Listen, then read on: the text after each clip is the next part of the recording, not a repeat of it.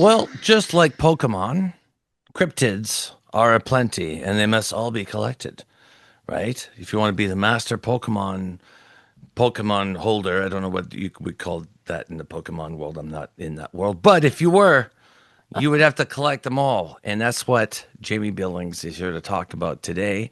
Katie, we're welcoming our friend Jaimie Billings, who will talk about cryptids today, which is a subject we haven't really covered. I know. I'm so excited to have our friend Jaimie on. Yay! Hello, my And I'm loves. I happy am to. so excited to be here, and I've been wondering why you haven't talked about cryptids yet. So I actually cornered Jason and threatened him with bodily harm if he wouldn't let me come on to talk about cryptids, because I personally think that like aliens, cryptids, and ghosts all go hand in hand. They're all kind of under the same umbrella, and I think the more and more you research any of these topics, the more you start to realize how connected they all are.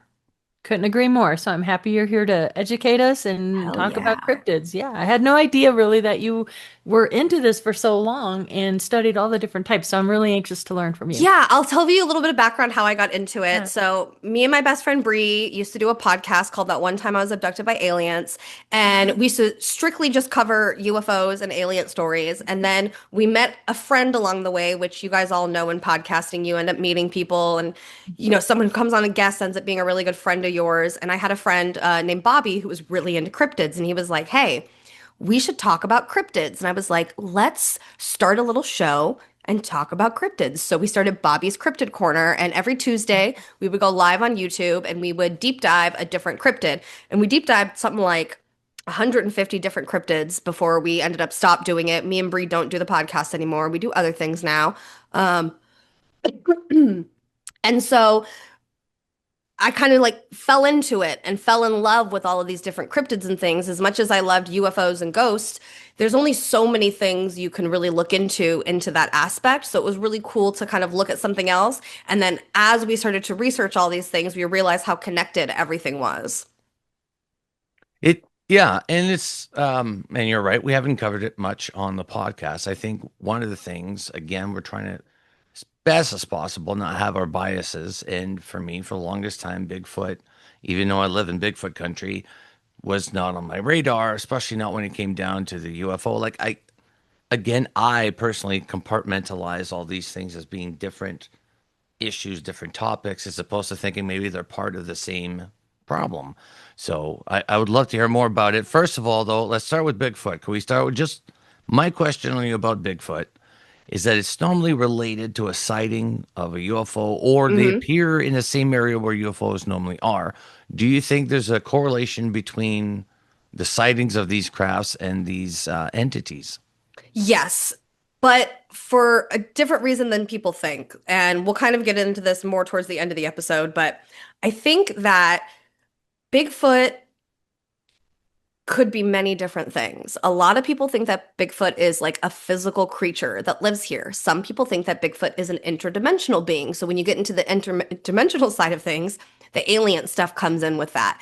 And then another thing is like what you were saying, like you see Bigfoots at these locations that maybe people witness UFOs. So then maybe a portal is in a certain area. And it's not necessarily that the two coincide with each other, but that they're using the same kind of pathways to get here to Earth. Right. Oh, that's interesting to think about that. And it's been talked about for a while. I mean, I have a whole section on cryptids. I haven't done a deep dive like you. I mean, I've had that experience at the Rocky Mountain Ranch, and that's part of the report and part of the experience, but something that I just didn't dive deep into.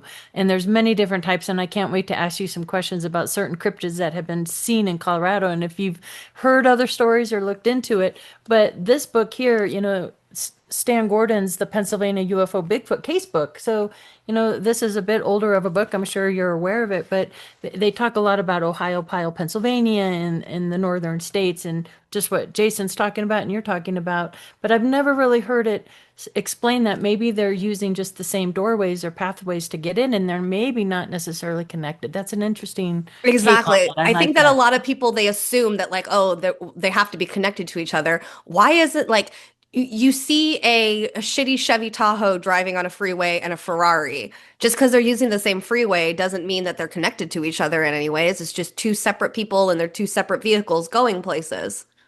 Yeah. Yeah. But Okay, so I have a presentation that I'm going to share. So we can get right into this. So, what is a cryptid? So, cryptids are mysterious animals or humanoid beings whose existence has yet to be formally recognized by mainstream science. So, I want to make that very clear. Cryptids, in the sense, are physical creatures or beings here on Earth, but we just don't know what they are. A lot of times, people, when they talk about cryptids, they kind of chalk it up to, oh, well, it's a misidentification of something that we already have.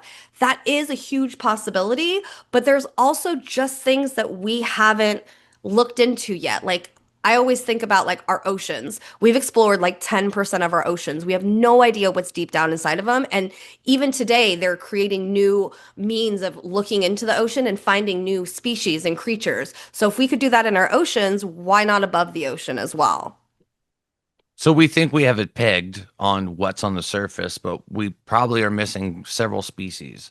Exactly. So, cryptozoology is the study of this. It seeks to investigate and document the elusive entities, many of which are rooted in folklore, eyewitness accounts, and indigenous traditions. Cryptozoologists believe that the natural world still holds undiscovered species and that cryptids are just awaiting formal discovery. Right. Like the Loch Ness monster. Exactly. So, what is not a cryptid? Okay. Vampires. Why? Because a vampire is a human that was turned in to a vampire, therefore, not a cryptid. Ghosts, not cryptids, because they are dead humans or entities that are like spirits. Unicorns, not a cryptid. You would think That's that it. it is. It is not. And also, surprise, aliens, not cryptids because they are not from Earth. What about fairies? Are fairies cryptids? I think fairies are cryptids. Some people might argue with me on that, but I do think that that is another version of like a humanoid being here on Earth that we've yet to identify. So I think that that's a huge possibility. That's why fairies are not on my what is not a cryptid list. So we're going to get straight into the juicy good shit and we're going to go to Bigfoot. So Bigfoot, also known as Sasquatch, is a large bipedal and hairy creature said to inhabit the dense forests of North America, particularly in the Pacific Northwest. But Bigfoot has roots in both America and Canadian folklore. And I think that that's really an important thing to talk about because I think a lot of people don't understand. They think like Bigfoot, they think like Oregon or like, Washington State, but like it's not. It's just all of North America and it bleeds up into that Canada area. It's just that wilderness area might possibly be a portal where these Bigfoots exist in. So there's a lot of evidence for Bigfoot. People like to say that there's not, but there's photographs. We have the Patterson-Gimlin film, which is right at the bottom of the screen. We even have Bigfoot casts that are out there. There's tons of different ones. There's not just like one famous one. There's tons of Bigfoot casts out there. And then we also have tons of video. We have this little one playing right here where you can see it kind of in the background, kind of in the foreground, a little face that kind of goes here. There are so much evidence. But I think that when it comes to Bigfoot evidence, it's a lot like UFO evidence. No matter what we show people or what we put in front of people's faces, they just can't come to a conclusion that it's real or not. Everybody is like, oh, well, it's fake. Oh, it's photoshopped. Oh, it's made with AI. And we just live in this world where even if we have the best evidence in the world slapping us in the face of something, we refuse to acknowledge it. And I think that that's a huge problem in the Bigfoot community, the cryptid community, the alien community, and the ghost community in general. Willful ignorance. For sure. So Bigfoot is worldwide. It is not just an American and Canadian thing. Just like other animals that are out there, there are different quote unquote species of these kind of things. So we have Bigfoot, Sasquatch in, the up of North America. Oh, I love that. Of the north part of America and into Canada, that's what they call it. But like down in Florida, they have the skunk ape, which is literally the same version of a Bigfoot, but the only difference is that it lives in a swamp instead of in the mountains. And the skunk ape has like a horrible, horrible smell to it. That's like something that's like attached specifically to that. Then you have like in Nepal and Russia and in snow countries, you have the Yeti. Exactly, which is just like a Bigfoot, but a different color, right? So, like, you think about bears, right? You have tons of bears all over the world, and all these bears have different species depending on the different, like, climates that they live in. Some of them have white fur to blend into the snow, some have dark fur to blend into the forest and things like that. We also have the yowie in Australia and the urine in China. So, this isn't just something that's dedicated to like America or Canada. Bigfoot is everywhere. It is not just in one place. And I think that that's a really important thing to think about when we talk about a species that's not been identified yet. Because we have clear evidence right here, just like we have of other creatures, that there's like a family of them. And depending on the climates of where they're from, they're slightly different. Just like we are, because based on our climate where we're from, yeah, I see. Hmm. So then we get into kind of another famous one here. We have the Loch Ness Monster, which is one of my favorite cryptids. And the reason it's one of my favorite cryptids is because you have this picture right here. This is the surgeon's photo, the most famous photo of the Loch Ness Monster. A lot of people think that this is a picture of a whale's penis. You would have to be familiar with that to know, but Well, no, and the weird thing is like I don't recommend Googling a whale's penis, but if you do, it looks kind of like this, and that's fun to me. well, see, ever since I was a kid, I always thought it looked like a guy with his arm like this, stretching out of the water. Like that's always how I interpreted it, because based on like the waves around this Loch Ness, allegedly, like the waves look almost sizable to the size of this neck, which if it was a dinosaur, there's no way the waves would be Yeah, so that's comparable to that's size. something a lot of people say specifically with this photo is Yeah, that the way it looks inside of here is that it has to be a lot smaller than we think it is. Like there's yeah. no way that the waves would be that big for in the lake that it's in. So the Loch Ness Monster is also known as Nessie. It's a legendary creature from Scottish folklore believed to dwell in the Loch Ness, a deep freshwater lake in the Scottish Highlands. So what's interesting about Loch Ness is and the freshwater lakes is kind of going back to we haven't explored our oceans. You want to know what else we haven't explored? Fucking lakes, right? So way back in the day when dinosaurs were around, and the big asteroid hit us, it wiped out like 90% of the species when it hit, right? Which is why we don't have dinosaurs anymore and certain things went extinct. But you want to know what didn't die in that explosion? Things that lived in water.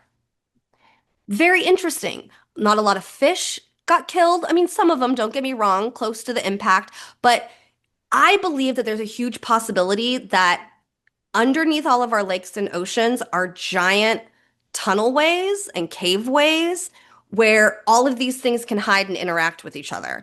I actually think the Loch Ness might be a lot of different other lake monsters that have been identified out there. And it's not that there's like multiple of them, but that they're using these underground tunnels and cave systems to travel and they can kind of pop up anywhere.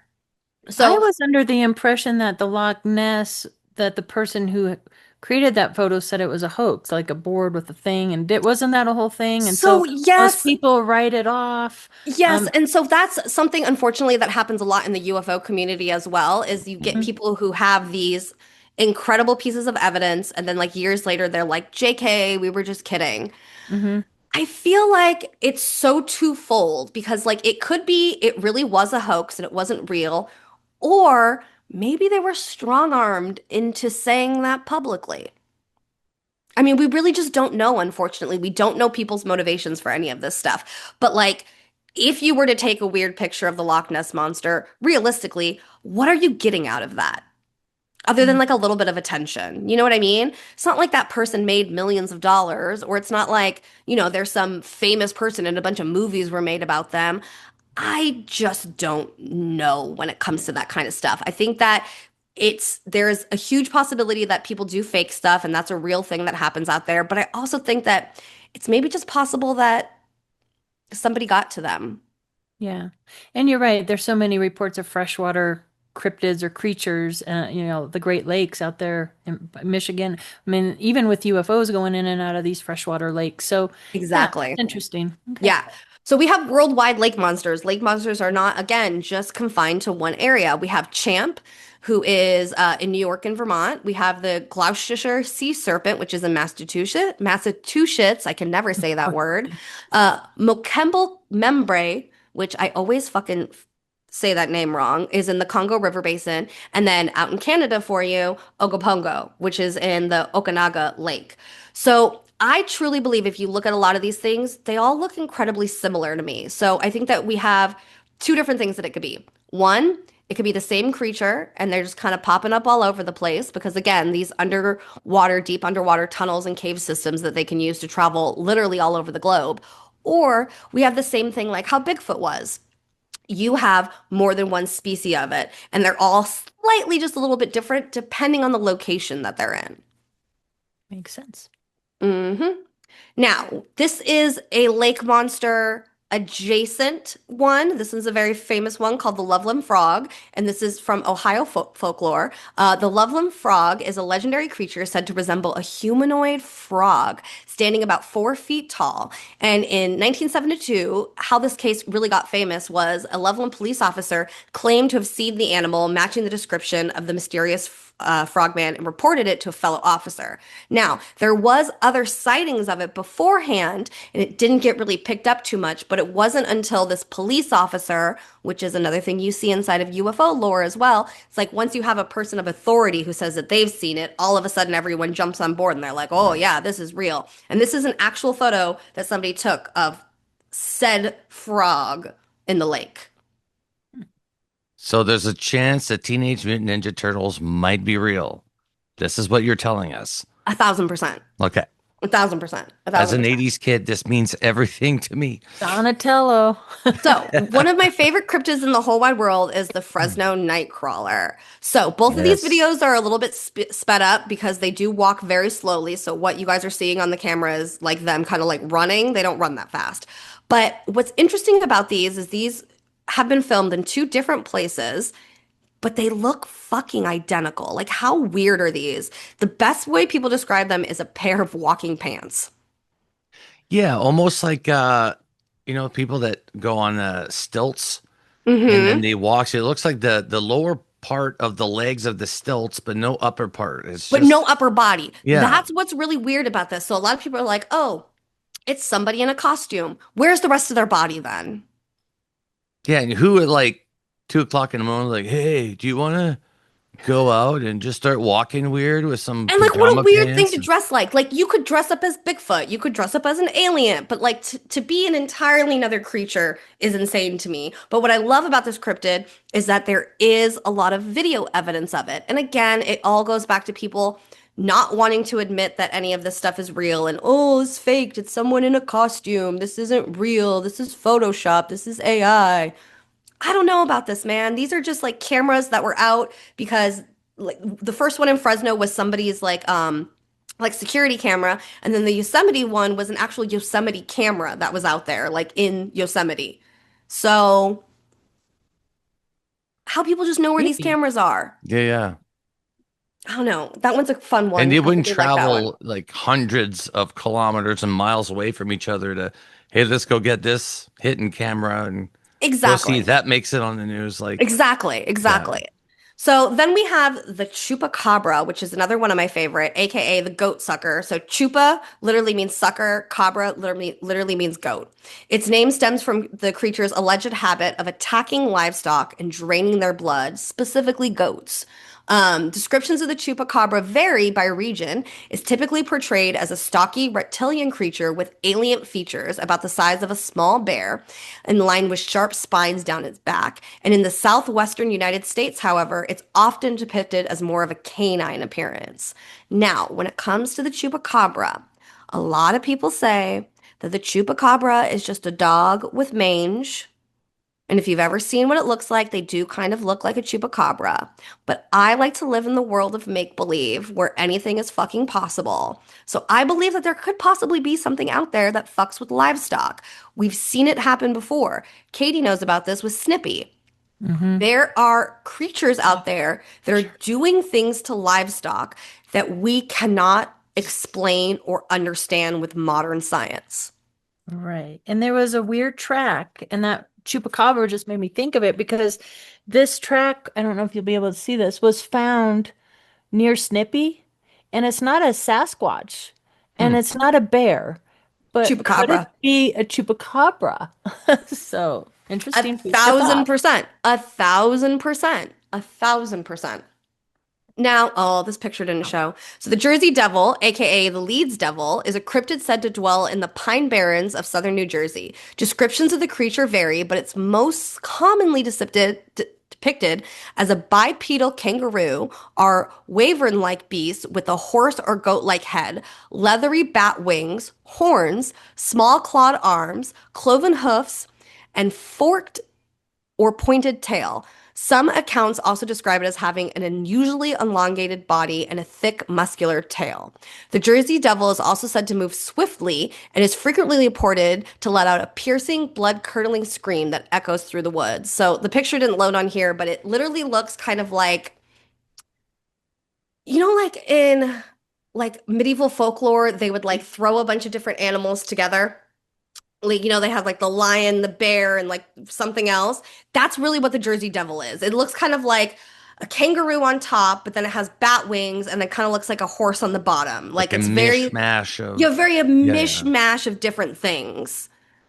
A good one though. Then we have good old Mothman. Mothman is a wing cryptid tied to a series of eerie sightings around Point Pleasant, West Virginia during the late 1960s, often described as a large humanoid figure with expansive wings and glowing red eyes. Mothman has become a symbol of mystery and foreboding. The creature is most famously linked to the 1967 collapse of the Silver Bridge, an event that solidified its reputation as an omen of disaster. Now, the Mothman has a little bit of controversy around it. And the reason being is because a lot of people think that the Mothman was actually an alien and not a quote unquote cryptid, and that it was a creature coming down to warn us of some bad things that were happening. So it kind of teeters the fence of, is it a cryptid? Is it not a cryptid? We just don't know. All of the descriptions of it are just of a dark being with wings, and there's no like people didn't get close up enough to say that it had leathery skin, or it had like no mouth, or its nose flared. So the Mothman is kind of one of those ones where I think it's probably a cryptid, but there's a huge possibility that it could also just be an alien. Yeah, and another tie in 1967, again, Snippy incident, and you would be surprised. We still get UFO reports that look and are described as something very similar to the Mothman. Even here in Colorado, we had a couple kind of these dark bat-like cryptids flying over like the highway. It was a really good, credible report that I had maybe 6, 7 years ago, but it was very much described like the Mothman. So And you're see, and right. that's another one. Because we don't have better descriptions of it, and because it's just this large, dark being with wings, Hmm. we kind of can't put it inside of any category at the end of the day because we just don't have enough information about it. Yeah. Wow. Then we have the Dover Demon. This one's one of my favorites because I really like its fingers and toes. It creeps me out in the best way possible. So, the Dover Demon was reportedly sighted on April 21st to 22nd in 1977 in Dover, Massachusetts, because I can never say that word. There were three teenagers, Bill, John, and Abby. So Bill and John saw it kind of back to back on the same day within hours of each other, and then Abby saw it the next night. Look at those balloons. So they reported seeing a strange creature with a large melon-shaped head and glowing eyes over the span of 2 nights in different parts of town. So it's not like they were going to the same location and seeing the same thing. Like one kid saw it. He was like, driving in the woods and then saw this weird creature. And then a few hours later, somewhere else, like 2 hours down the road, somebody saw the same thing. And then the next night, somebody saw it again. Then, of course, you have a whole flood of people coming out with stories of, oh, I've seen something like that. I've seen something like that. But there was never any physical evidence or pictures or videos or anything like that of this. But this is just an interesting one that you have multiple people seeing something within the same time span. Was it the same creature kind of going all over the place? Or are they seeing different things? We don't know. And it looks kind of alien to me. This one also looks very alien-y. I Has like a agree with you. golem look to it too, right? Yeah. Very much, very much. Now, what's so important about cryptids is indigenous folklore. Almost every single cryptid has roots in indigenous folklore one way or another. It's hard to find a cryptid that doesn't.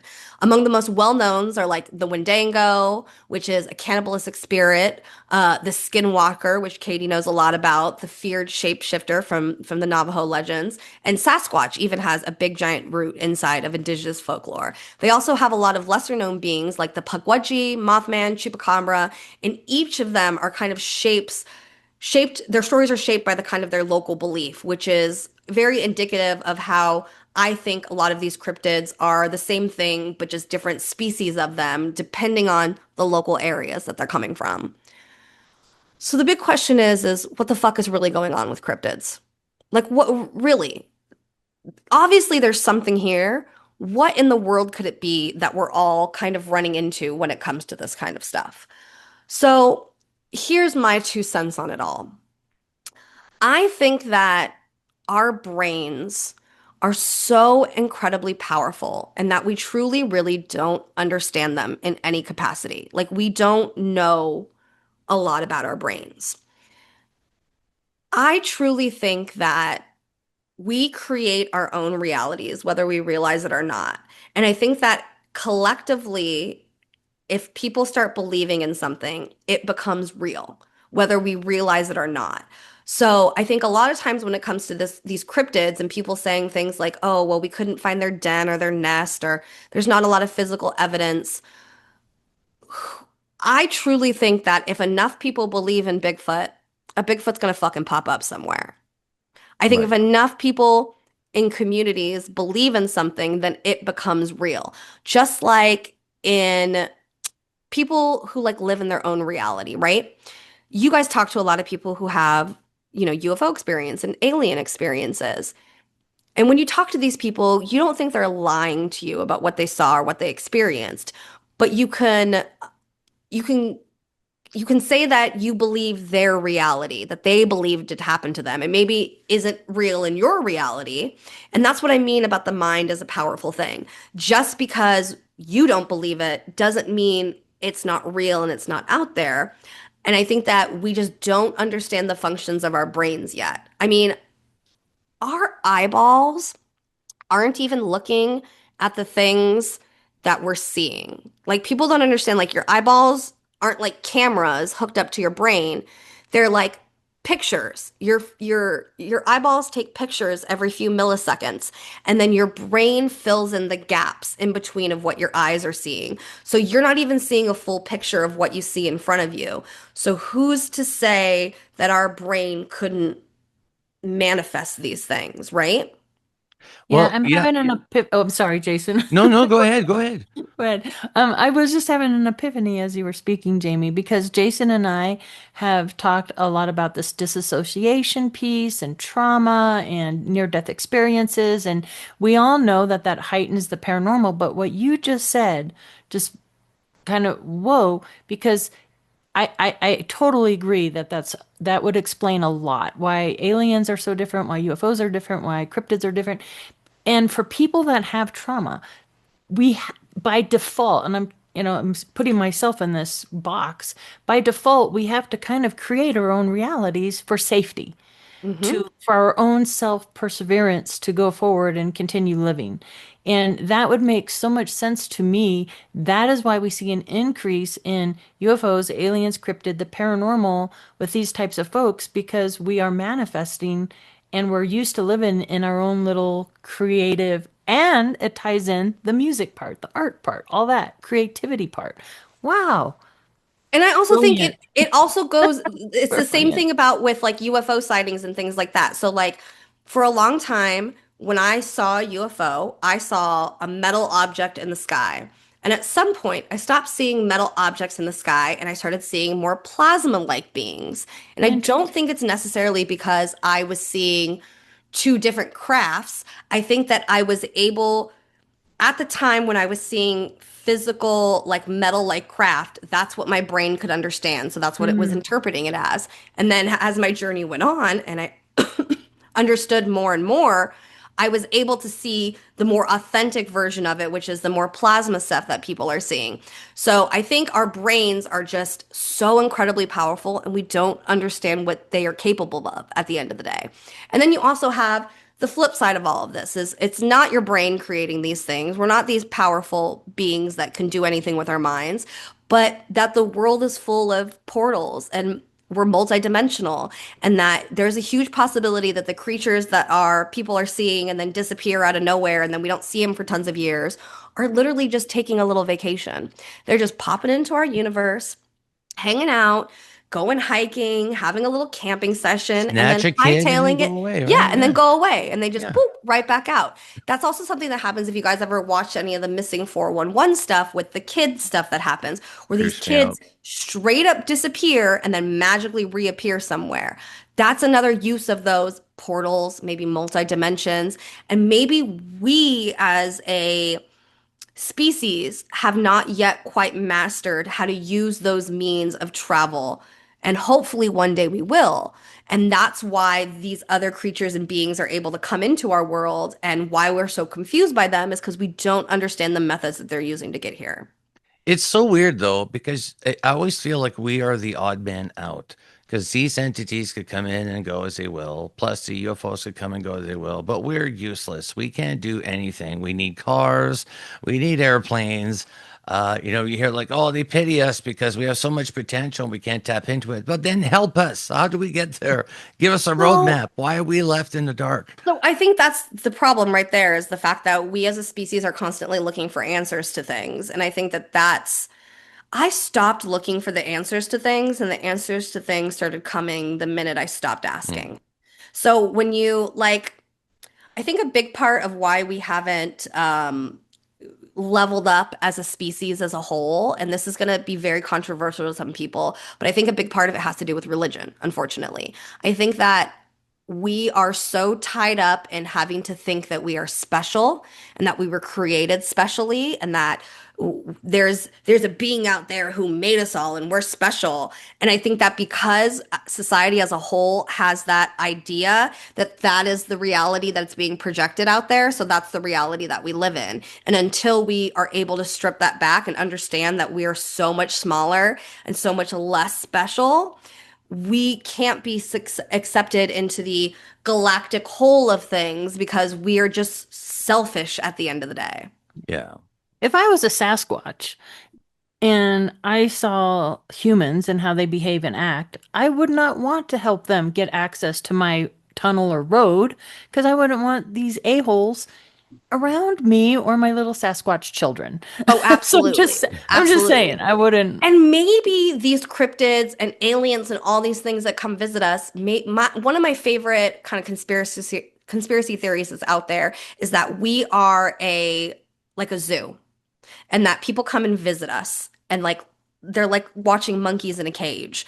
And that's what I think of when I think of Bigfoot coming here and like visiting and walking around and kind of all that nonsense is I bet you they're just here and like laughing at us and being like, look at these dumb fucking humans who don't understand anything. Look at them with their little tools and their wheels and they think they're so smart, but like we're not. They're But laughing at us. yeah, but we think we're so special. And so I think that that's maybe Bigfoots and other things that come down here, like they're like I could if it was me and I was a Bigfoot, I would take my family to Earth and be like, "See, this is what you don't want to be. Don't be like these people. Be smarter than the dumb humans. Look how dumb they are. They think we're bears. Like how stupid are they?"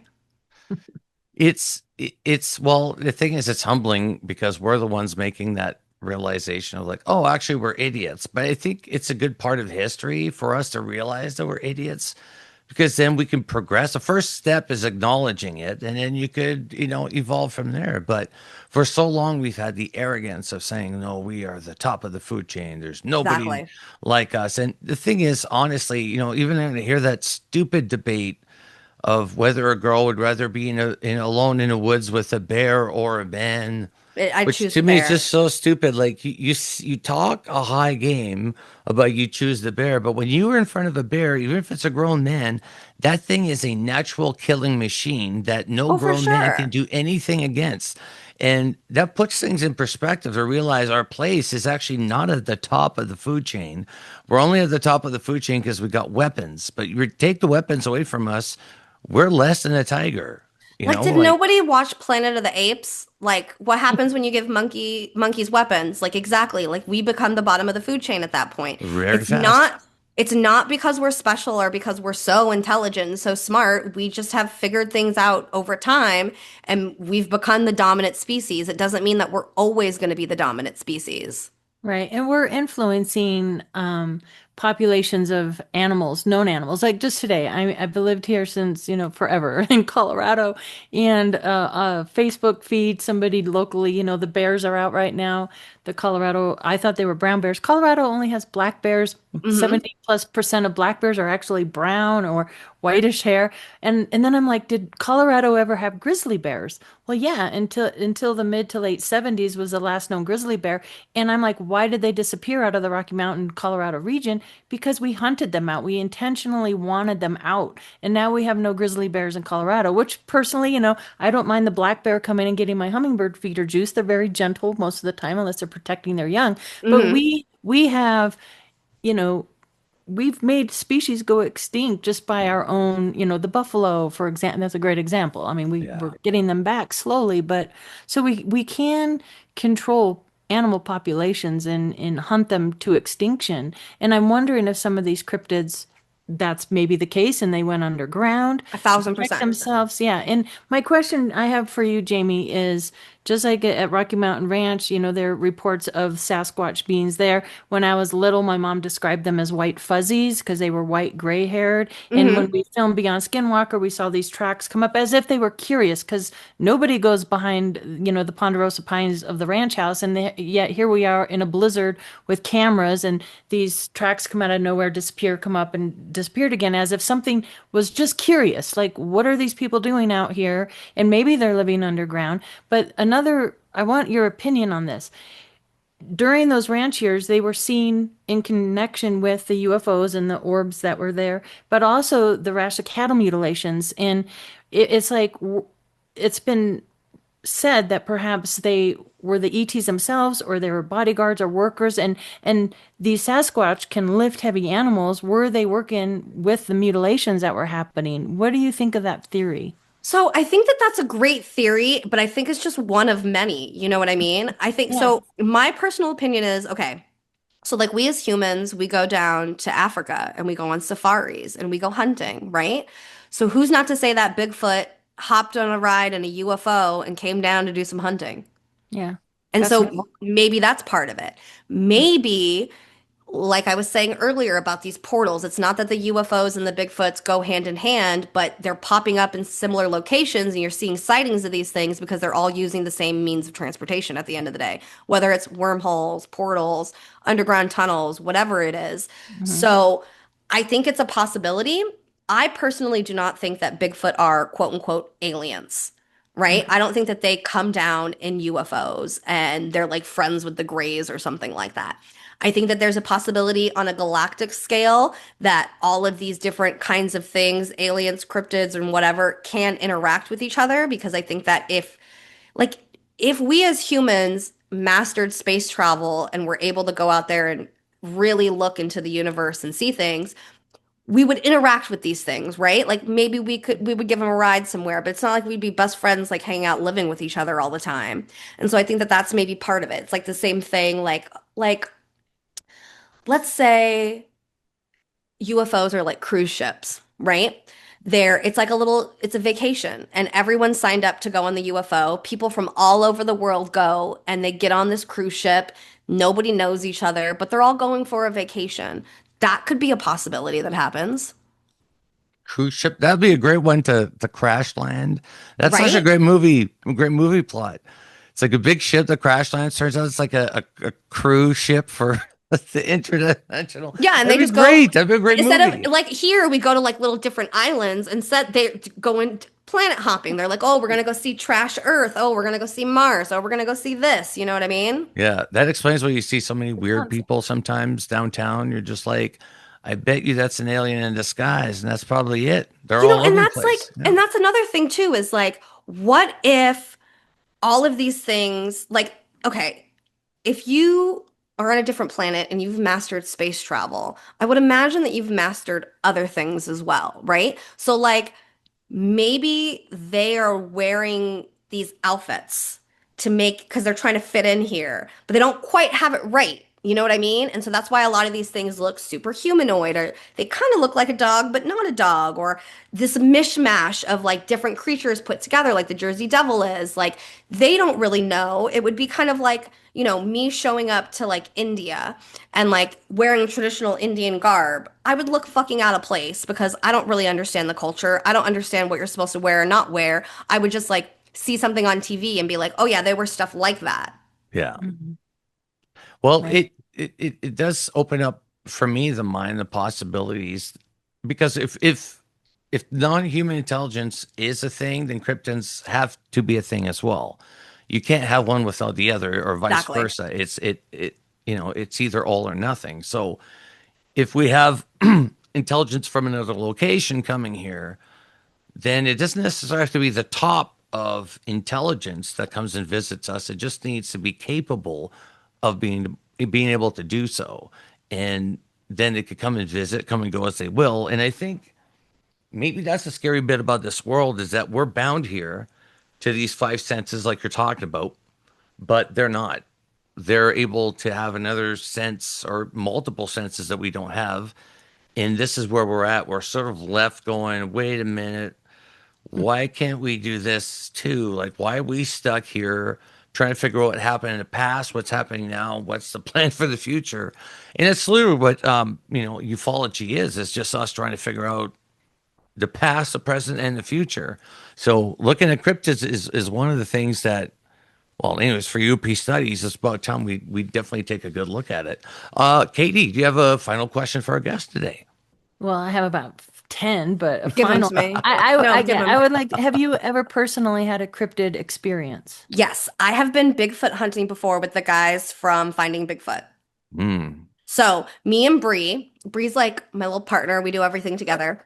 She has a friend, Chuck, who knows the hunting Bigfoot people, and they have certain locations that they go out and they go Bigfoot hunting on. And so I was she was offered to go out with them, and she was like, "You coming?" And I was like, "Fuck yeah, I'm coming." So we went out to the Sierra Nevadas in California, to the literal middle of nowhere, top of a mountain. When I mean the middle of nowhere, I mean like we drove up this mountain for like 4 hours. It was not like somewhere, there's no cell service, there's no nothing in these areas. And so we went the first night we were there. We were doing a little star watching because when you are out in the middle of nowhere like that and as high up as we were, you can see the skies so Right. fucking clear. I mean, it is like literally you can see the Milky Way galaxy kind of shit. Like the stuff like you people see on telescopes, you can see with your eyeballs. That's how far up we were. And we were all watching, looking up, and we saw the biggest, brightest UFO. And it was this big white orb that was about the size of a football. Now, when I go sky watching, something that is constantly with me is my phone, and I have an app on my phone that shows me stars, celestial bodies, satellites, or anything like that. So best believe when I see something weird, the first thing I do is I pull that phone out of my pocket. I don't have the mindset of taking a picture, but to figure out, okay, am I actually seeing something or is this something I'm not seeing? And my app did not tell me it was a satellite. It did not tell me it was the ISS or anything like that. This thing was way too bright and it flew just right over us, kind of stopped, and then disappeared. So that kind of started the night off of being like, okay, all right. Me and Bree see a lot of UFOs in our life. It's not like out of the ordinary for us to see something like that. The Bigfoot guys were a little like, whoa, what the fuck was that? And we're like, this is normal. This just happens to us. We just see things when we look up in the sky. So it gets a little bit darker. And we start hearing this like noise in the forest, and we have our little campground. It's like a flat area, and then like the road we came in on is right in front of us, and then right on the other side of that little road, and I don't mean road like a paved road. I mean like cars just drove there enough that it's like the road. And there's like a big mountain that goes like straight up. And we all of a sudden start hearing something kind of walking through the side of this mountain, and we're like, what could be over there? And this is like October. So it's not bear season. It's not like the middle of summer where bears are running around. It's very cold outside. Most bears are hibernating. There's also no bears in that area. There's not really a lot of wildlife in that area in general. Even when it was like the daytime, we like didn't hear birds. The only thing we saw was one squirrel, and it was like it climbed up a tree and just started screaming at us, which we later maybe realized that it was like kind of warning us of the things that were gonna come. But I have a video of it. If you guys ever go to our YouTube channel, that one time I was abducted by aliens, Toddy Waba Multiverse, same thing. There's a video of the squirrel up in this tree, literally just screaming at us, just like and like staring at us. So we hear this weird noise, and then all of a sudden we see these like two eyeballs off in the distance, kind of walking. And the walking sounds like it is literally like trees are falling over, not like somebody like crunching on branches. I mean, like some heavy shit. Like this thing wasn't like a person walking, something like 10 times heavier than a person, like an elephant almost, it sounds like, is walking through the forest. And I will admit at this point, I got a little scared, and I was like, I don't want to know what's over there. Bree, on the other hand, is like running fucking towards it across the road. Like, let's find out what it is. Because to be fair, we were drinking a little bit, so we had a little bit of alcohol in us, but she was like very brave with it and was like, I want to find out what this is. And as soon as she starts to go run towards it, it like takes off. And we're like, okay, that was really weird. We don't really know what it was, right? It's like, we have no idea. Well, later that night, we all get tucked into our little beds. Me and Bree were sharing a tent and a big like air mattress, and I'm all cozied up and I pass out almost immediately because I like to sleep. And Bree's still awake, and all of a sudden I get woken up by Bree, and she's like, Jaimie, there's something outside of our fucking tent. And I'm like, no, half asleep. And then I look up, and you can see this like towering thing over our tent. So our tent's probably like 6 feet tall. Okay. Right. And this thing is like, you could see the shadow over the tent, and it's like breathing. You hear like, and like, then it starts kind of doing circles around the tent. So this thing had to be like at least 7 to 8 feet tall. And that's to not be, a bear walking and around that's 2 feet, again right? not a Yeah. bear. If it was like a bear, I could see like a bear on all fours sniffing around the tent. But this thing is like Upright. upright, kind of over our tent, and not smelling, but breathing really heavy. And it circled our tent for a good like 30 minutes. Me and Bree were terrified, like literally in the middle of the bed, holding each other, freaked the fuck out. We were like debating on whether or not we opened the little window zipper to like see what it is, but like we're too fucking scared to do anything. Yeah. Like as much as people like, it's the same thing with UFOs. People are like, why didn't you take a photo? No, you don't understand. Something just like takes over you, and you don't know what the fuck to do in that Yeah. sense. Could I have grabbed my phone and started recording? Absolutely. Did I think about it in that moment? Absolutely fucking not. I was terrified, and I thought originally a bear is over us. Well, how I know it wasn't a bear is at our campsite, because it wasn't bear season, we didn't put all of our food and stuff up into bags in the trees. We just left everything out. There's like literally like hot dog buns, bags of chips, like a cooler that you could open and take, hamburger patties out of. None of it was fucking touched.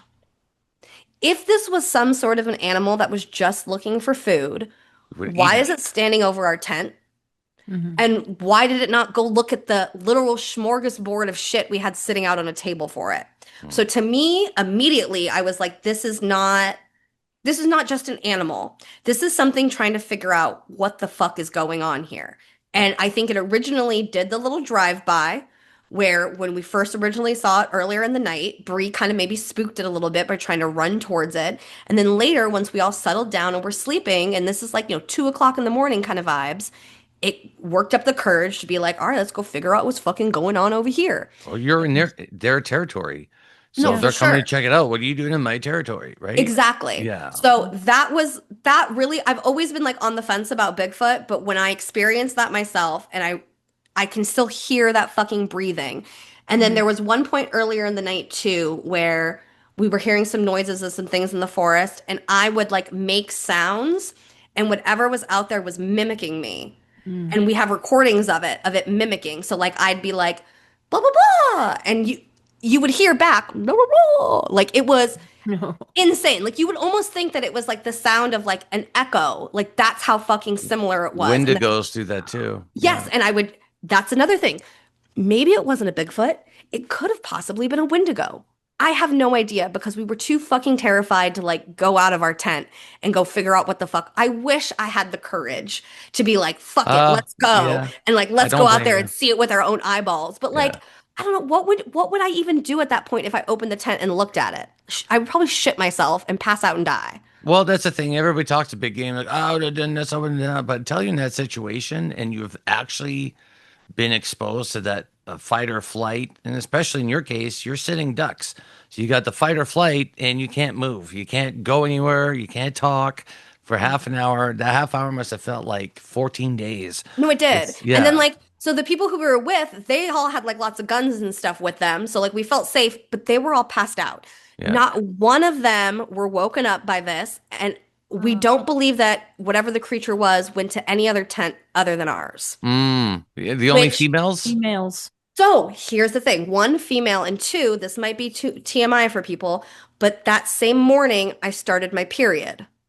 Could be related. So I think that maybe it smelt it. It could be related. I know. Yeah.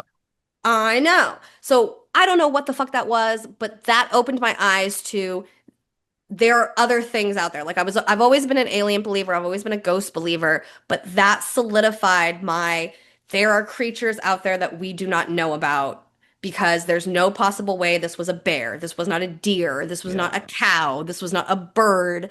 This was something big, and it was trying to figure out what we had going on.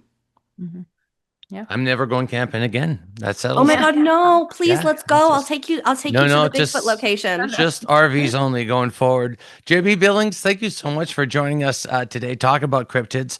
And let's do another part 2 of cryptids because I'm I'd down. like to learn more. Again, I should maybe start picking up books at my local bookstore on cryptids as well and not skip it this time like I've always done, but start looking into it more and more as well. Katie, I just want to advertise this, but in August, you're doing the Snippy, the horse. It's a convention, isn't it? In August? Yeah, 12th? there's an event August 22nd through the 24th. You can just Google Snippy 2025 event and learn more information about it. But just like Jaimie said, it's dark sky territory. So we always see unusual lights in the sky that, at first you think, oh, we're looking at, no, they're not planes. I don't know what's going on there. But just for sky viewing alone, it's a wonderful event, wonderful people. So check it out. Yep. Yeah. We did a fantastic episode recording with Katie and Tony from their newest book. Unfortunately, half of the interview disappeared because when I sent it over to my editor, he forgot to download it for a week. I cleared off some space on my Google Drive and half the interview was gone. So now we got to redo it all over again. But it's fantastic because it's like one of the biggest, cases in the world of animal mutilation. And there's a cryptid involved, which And you know what I was thinking about too, Katie, is I got the book now. I was the first one to buy your book. So now I have it on my end to be able to showcase it too. So maybe it was meant to be. read it. I don't know. Oh, I am going to read it. I'm in between 3 books right now, which is beautiful. Guys, we thank you so much for coming on or listening again to the podcast. If you remember to like and subscribe, if you haven't done so already, please do so before we send the man in black after you. And we'll be back with another episode of UAP Studies Podcast next week.